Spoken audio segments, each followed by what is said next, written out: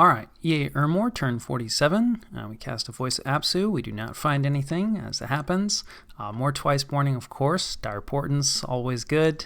This one is, the Wild Hunt. I can't remember the spell name offhand.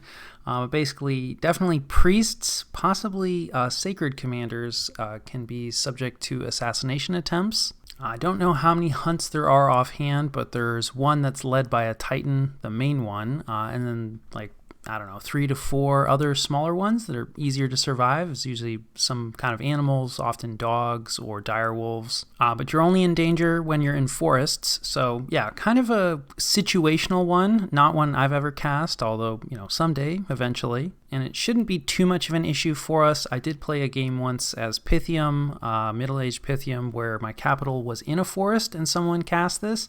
And that was kind of rough because the Pythian mages, the cap-onlys, are dudes in robes. And, when they come in, they are sacred. They're priests as well. And I lost a surprising number of them to the Wild Hunt. Luckily, our capital is not in a forest and our mages are not sacred. So less of an issue here. We missed with the majority of our site searching, but we do find a wolf oak. And this is where we're building the fortification. And it's just a nature gem a turn, I believe, but still very welcome. And then there are a few battles. None of them are particularly interesting. This is Mortality Grass just doing his thing, retaking provinces as part of the agreement. And then this is our Augur Elders doing their thing. Although weirdly, just, typical dominions. One of these guys does die, despite not being listed as a casualty. One of them takes like a sling stone and then manages to get a disease. And diseases are just considered afflictions. I don't know, I guess that was a particularly dirty sling stone. So anyway, he was left with 1 hit point and a disease. So even though he didn't die in the battle and is not listed as a casualty, he does die due to the disease. But that actually works out for us because he got an additional path in death magic, which is always appreciated, especially if, let's just double check, I think he was probably one of the death 3s, because death 3 to 4 is, that's kind of a big deal. It's definitely going to help us get some death summons later on. So that was kind of a double win. We take the province and we get the white mage that we're looking for, and Satis has gone AI. They might have gone AI a little bit earlier, and you can see why. There's just not a whole lot left for them. And these poor guys, they get completely run over. This is a little bit concerning, right? Because Rust does border us. Luckily, this force is quite far away from us, so we don't have to worry about it, at least in the short term. But speaking of Rust, we do patrol out one of their scouts. This is just where our Equite are, trying to keep elves out from our territory, but, we do catch scouts periodically. And then we had some unexpected events. Pretty lucky, actually. We get some earth gems and then a ton of air gems. So I feel like, this is probably, these look like areas that were part of Agartha's territory at one point, or at least nearby enough to be getting some of Agartha's scales. And I will catch you guys after the jump. All right, this is the situation and what we're doing about it. Another slow turn. Definitely looking back on this, it's pretty rough. Definitely took too long. That said, Agartha and I really did exhaust each other. That was a super nasty first war. So there was always going to be a build-up period. But we're pretty much doing all the same stuff we've been doing. We've got some Augur Elder raids going on.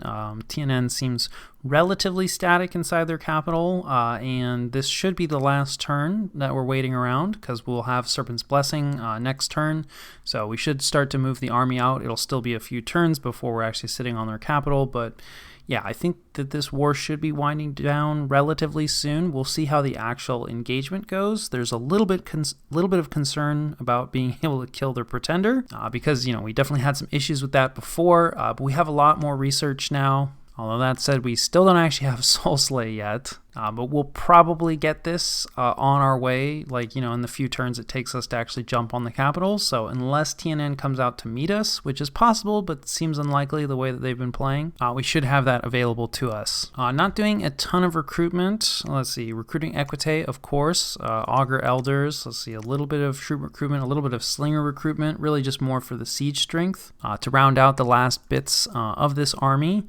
And then, more twice borning, of course. Twice borning the Fire 3s, I feel like you probably want a few, maybe just one. They're definitely less valuable, I feel, and probably I would not have twice-borned as many, knowing what I know now. But the Death 3s, especially because sometimes, they'll turn into Death 4s, those guys definitely worth the twice-born. And we do have quite a few of them stacking up, so while this is costing us pretty much all of our death gems, we are starting to get some pretty useful mages, right? You can see just from the map move alone, right? So they go from just 10 to usually 20-ish, 22. It also depends on sometimes they'll pick up afflictions, although a lot of them are not movement related, but sometimes you get a crippled one or one with a limp. And that high map move is really quite useful. Similarly, our scouting network is a little on the light side. We haven't caught anything too interesting other than Russ. This is where that army was that we saw destroy those poor lizardmen. And so, yeah, it looks like this war is about to wind down. Unfortunately, we've lost track of the Ulm-Vanheim conflict. We have a little bit of information, about on our borders, but otherwise not really sure how that war is going. Trying to keep better eyes on Niflheim, but still not totally sure what's going on, right? We see an Oceania flag down here, but then we've lost track of some of the other coastline. And then we've lost track of, any conflict between Machaca and Niflheim. So we still have the non-aggression pact with Niflheim, but, there's a little bit of concern where, are these things winding down? Are these high-intensity conflicts, right? Because just because Niflheim's getting raided periodically by Oceania or, maybe fighting a little bit with Machaca, they're large enough and skilled enough that isn't necessarily going to take up their full attention. So until we see some major fighting, there's a lot of concern that, we're fairly far out of position and planning on getting a lot farther out of position, right? If Niflheim decides to end their non-aggression pact, we have 3 turns to react, but our army pretty much moves 1 square a turn. So, if we're sitting down here on TNN, we have 3 turns to get back, that's just not going to happen. So there definitely is, even aside from whatever TNN could do to us, there's plenty of risk in this invasion anyway, but, we kind of don't really have a lot of other targets. We've talked about, all of our other neighbors, and, I think TNN is probably the best choice at this point, even though it's not a great choice. I think great choices are perhaps a thing of the past, having done so poorly in this early war with Agartha. We did scry on this Pelagian situation, and they managed to get the fort up. They have the monolith here, so I think Pelagia is here to stay. They're going to have a coastal presence here, at least in the short term. It doesn't seem like Ubar has been able to push them back. So I think that more or less covers turn 47. All right, EA Ermor, turn 48. We received some death gems from Abyssia. This is to forge them a skull staff, which we'll be doing this turn and then sending over to them. And then we finally finish research in Enchantment 7 for Serpent's Blessing. So we should be rolling out this turn. Also happily, this coincides with the construction of our palisade. So we'll have a semi-secure base to operate from, although hopefully there'll be no retreats or anything like that. We do catch 2 Elven Scouts, which is very nice. Removing those. And then we're bringing in some Vine Ogres. This is on top of the throne and, probably related to what I talked about from the last turn with Niflheim. We kind of need some stuff on our throne province on that border, since we're about to send just about everything else in the opposite direction. Always twice borning, of course, and then Niflheim claims the throne, which is fine, I guess, but not great. We miss with just a little bit of site searching, and then we actually meet no resistance in 2 provinces. So our Augur Elder raids, we don't even need Augur Elders. We could be using scouts for this. I don't know. Personally, I always like leaving 1 PD. I guess it's a waste of 1 gold, but you do get to see what the enemy is using. Not that we're using the same stuff. TNN has already seen it, so sure, I guess why bother? That said, I actually think it would take that much province defense to stop these raids, right? Augur Elders, right? We saw the one guy die just to a random sling stone. So I'm honestly surprised at how effective this has been. I was mostly using this as a vehicle, right, to kill off our twice-born Augur Elders. That was kind of the plan. They weren't actually supposed to have this much success. That said, TNN is raiding out. Now, we haven't really, right? We've just left more or less 1 PD everywhere. So this is a group of their sacreds, and maybe feels a little bit like a Foul Vapors trap. Something like this you definitely could combine with Foul Vapors, since they have poison resistance on the Bless. Although I will say, only 1 commander leading it, that's a little scary for how much investment is here. Although again, there might be some other commanders, that can cast Foul Vapors sneaking along with this group. So definitely want to be careful about things like this. And then the other one is the rest of the army moving out, including the god. Again, we just left token province defense. Maybe take a quick look. I don't think anything has really changed other than the fact that the sacreds have split out, right? So he's missing the sacred component. So that's kind of good to know. It's not a guarantee, but probably, there aren't two groups of sacreds, right? The group of sacreds that we saw with this army previously has been split out. Don't remember these trolls, so that might be new. And maybe a little light on the commanders. I would be willing to bet he has more of those fellows. So yeah, TNN doing a little bit more raiding than they were before. And then Calum pings a throne. This is the throne that's pretty close to them, kind of between them and Abyssia, and this is kind of a nastier throne, I would say. I mean, it's a bunch of Bone Tribe and a bunch of vampires. The Thralls are not so bad, but like, yeah, I don't know. I mean, totally beatable, but as thrones go, a little on the scarier side. And then an unexpected event, bad omens, some more misfortune. It's fine. We already have a lot of misfortune, but this is nice. One of our augurs, right, foresaw disaster and prevented, whatever bad event, maybe extra misfortune, maybe something a lot worse. And so this is the advantage, right, of if you have fortune-telling units and you take misfortune, you can at least mitigate some of the nasty effects. And I'll catch you guys after the jump. All right, this is the situation and what we're doing about it. We are finally moving out, so it's taken us a little while, but hopefully we have the tools that we need. So we're gonna move forward with our Sacred Cavalry group. We've upgraded now to Serpent's Blessing, and then they'll probably do a bit more patrolling. In retrospect, I don't really think this was necessary. I think this was partially motivated by the idea that you don't want to lead with your main stack, right? You want something else ahead of it attacking, I believe. But we don't really have that here. Like, we kind of need this cavalry in the main stack. It's like kind of the main striking element of the army. So, we're going to end up having to combine it anyway if we face like a real battle. Like, this isn't, we can't throw this away, right? This isn't something that we can afford to risk.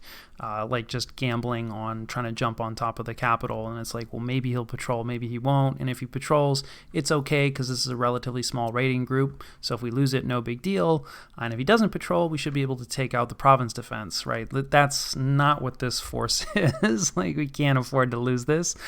So yeah, in retrospect, this wasn't great, but I mean, it's fine. The other thing too is we're gonna have it patrol for a turn while the army catches up. Still fairly worried about the Foul Vapor's trap, but it's like, well, with Serpent's Blessing now, it's like, well, we're going to have to eat a trap potentially. So is it really worth, risking the cavalry, ahead of the main stack? Like, probably not in retrospect. But it's what I went with. And, it'll only be for like one turn, probably just one turn. And then this is the rest of what we're bringing up. So we are bringing the Devils out, which I think will be pretty useful. And that's probably the main reason that we wouldn't need Soul Slay. These guys do a lot of damage. And I believe they also inflict, some pretty nasty poison. It's just paralyzing, but still, that's a lot of fatigue damage. And so it makes it a lot easier for, everything else to kill whatever it is they're attacking. And so, this number of devils, like if we manage to get them around his Pretender, I think we'll be just fine. So we at least have an additional element that will hopefully help us prevent from having our army bounce to a super combatant. And the monster Pretenders are much less scary than the ones, with full slots. And then otherwise, a bunch of slingers, we'll have flaming arrows, and then a bunch of infantry. We've also added, a few big spells. I have Rigor Mortis in here. This, looking back, we are planning on making skeletons, right? So, that's good. Our skeletons, they'll like Rigor Mortis because they won't care about it, and the enemy living units definitely will. But we have a lot of living units to be casting Rigor Mortis, so again, looking back on this, maybe not. But we will have a fair number of high-level death casters making skeletons, so, and these casters themselves are undead, so they're going to be unaffected by Rigor Mortis. So yeah, while our living troops will fall asleep, on the balance, Rigor Mortis is definitely going to help us a lot more than it's going to help TNN. So, is it the most efficient play? No. Will it work? I hope so. Otherwise, we are upgrading this fortress. Yeah, we already have a lab and temple here, which is nice, so we can start to recruit mages out of there. We do solidly have our Dominion in here now, so, right, there's no more, now we have some growth scales here rather than Abyssia's death scales, so that's very important for a province that's this valuable. And then we can see that TNN has chosen to kind of raid away from our path of invasion, which is nice, right? This is the group that I was a little concerned, maybe this is a Foul Vapor's trap, but this is really far away, right, for it to be a Foul Vapor's trap, so probably we're okay. And then, we're kind of out of places to raid, right? Like our Augur Elders was like, well, they can't raid into this army. Now, there's a good chance this army won't stay put, but I also figured like, what the heck? Let's have a go at the capital, right? Because these are, there's only 2 of them, 2 twice-born Augur Elders. So a fairly weak force, but right, something like this is absolutely something that we can risk losing. And if they can knock out the province defense, so much the better. Worst case scenario, we just have some more white mages. I think we're probably recruiting, just a grab bag of stuff here in this fort and a scout, probably as a gem carrier. I really should probably lead with building the scouts for the armies that I construct, because I always find myself scrambling right before an invasion, realizing like, wait, I don't have anyone to carry the gems. While I do build a lot of scouts, I usually send them out to get information, and I actually think armies probably should have like 4 scouts attached to them. I feel like might be a decent number. It's a lot, but I don't know. I feel like you need 2 gem carriers, right? One that's heading home to get more gems, and one that's bringing gems out, or that's with the army with some gems. And then I think some scouts that are specifically scouting like for that army would be really useful. That said, I already spend a lot of money on scouts, arguably too much money on scouts. So it's like now I need even more scouts. I don't know. We'll see. But in this case, we're just going to have like the solo gem carrying scout, which is very important, but also means like, we're going to have to load him up because there's not going to be anybody else behind him bringing up gems. We'll see. Maybe I'll recruit another scout here next turn. We're also recruiting, a little bit more, some troops on our border. Again, like kind of concerned about the Niflheim situation. We don't really see, any forces in motion. We still have the non-aggression pact. So in theory, everything is fine. But again, we're just sending everything out. So feeling a little bit nervous about this border. Figure probably should at least provide a minimal garrison for some of these forts. And again, our scout network hasn't caught too much new. We can see Abyssia moving out. They're probably going to grab this TNN province. I know that I said that, they're welcome to that. I know they were somewhat interested in having a border with Vanheim, although this isn't a ton of border. Speaking of Vanheim, we're starting to get over and scout them a little bit more. Their capital, as I recall, is over here.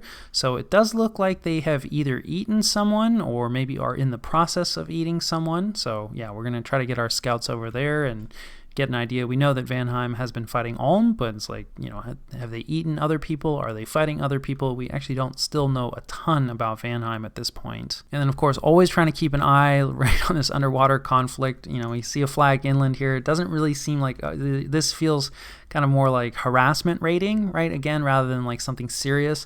The other thing too is that like Yomi still has a flag underwater here, and that's been here for a few turns, and like that's kind of surprising to me. Like I would have expected Oceania.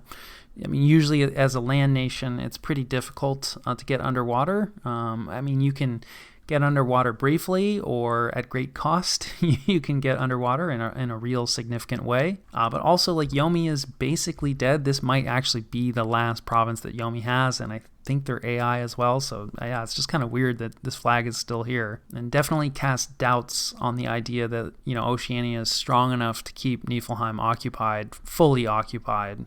Still, we'll take harassment over over nothing. And then I think, this fort is cracked, so, that should be over fairly soon.